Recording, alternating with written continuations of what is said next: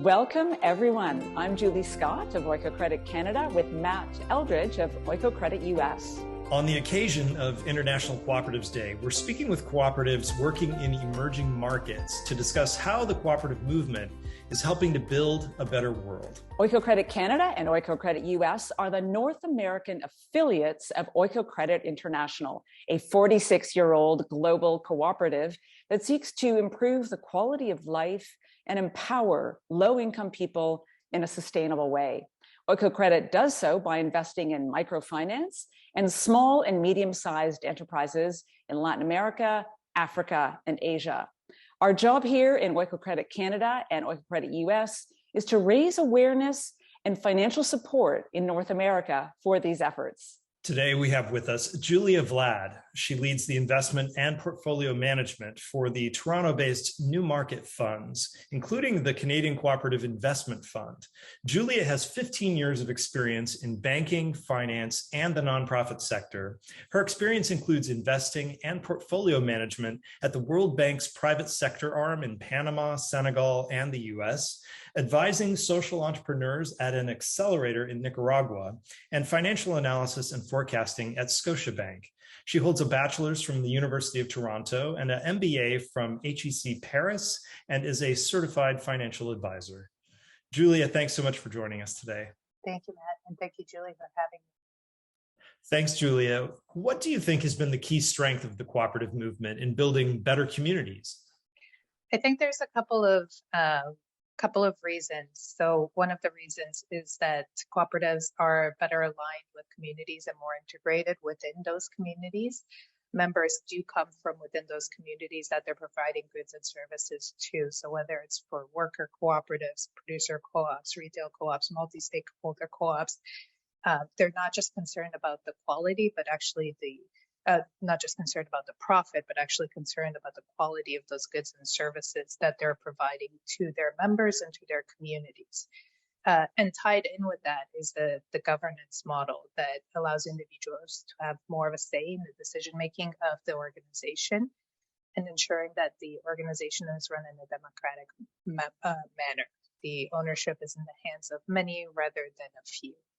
Thanks, Julia. With challenges come innovations. Is there an example that stands out to you of how communities are innovating and building sustainable solutions with the co-op model? Yeah, so we've seen a couple of challenges recently that one that we expect to even be coming up more and more around succession planning. So with a lot of business owners looking to potentially retire in the next decade or so, they want to retire and sell, but they don't necessarily have a suitable buyer, whether that's because they're in a small rural community, or they just want to ensure that the business continues to be run as they ran it, or that the benefits are still there for their employees. So one solution that we've seen and that we've helped finance has been a cooperative conversion.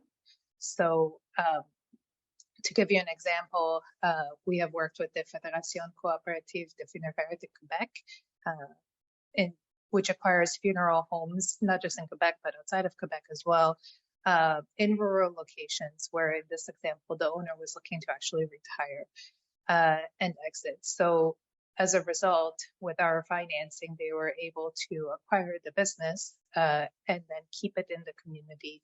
Members, it will be converted to a cooperative, and the members will come from the community. The employees will retain their jobs, and they'll continue to provide quality services for that community at an affordable price because they're providing them to other members of the same community that they're part of, and where the members that are the owners are part of.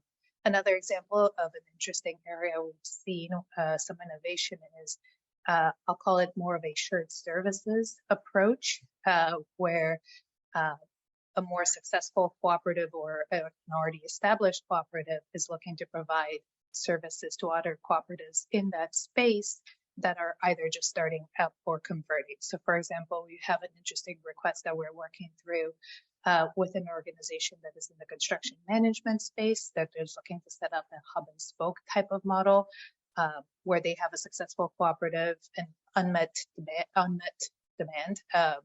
And they're looking to help other organizations set up as cooperatives providing them with account management, project management software, et cetera, to help meet that demand that is there. And have another example in the food and beverage space, where one larger successful organization is looking to provide the back-end support, accounting software, et cetera, for more organizations starting in the space or converting to cooperatives in the space. So I think those are a couple of areas of innovative use of the cooperative model. Thanks. What are the areas that need immediate investments and attention in order for cooperative communities to thrive and grow?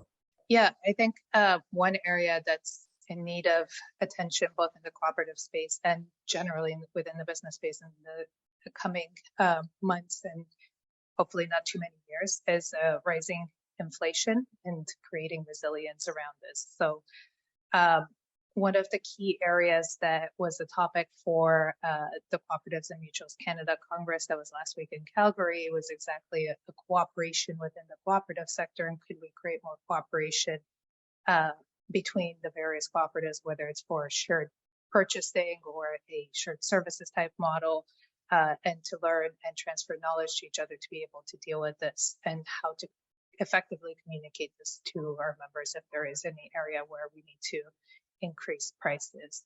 The other area that I think is in need of attention and potentially growth is a couple of specific sectors. So for instance, climate change. We already have quite a few solar and other renewable energy cooperatives, but how do we help them grow and scale to help address the energy needs that we currently have across all sectors? And then connected with that also agriculture and the various trends within that sector, and helping cooperatives take advantage of the knowledge and possibly technology around things like container agriculture, vertical farming, regenerative agriculture, insect farming, et cetera, to help them grow in the sector that will be in very much demand. And then lastly, I think an area that we can continue to improve upon is DEI initiatives, and how do we make the cooperative space even more inclusive? Cooperatives are intended to be inclusive by their nature, but how do we make sure that representation and all of the various groups are included and drawn into membership and on committees and on boards to make sure that everyone's voice is heard and included. Julia, thanks for joining us, and what a timely reminder of how traditional co-op structures help build resilience and inclusiveness, and how they are very conducive to innovation in a time of climate change and inflation and other significant challenges.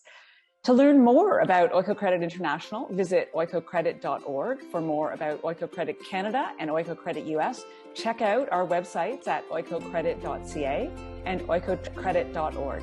See you soon.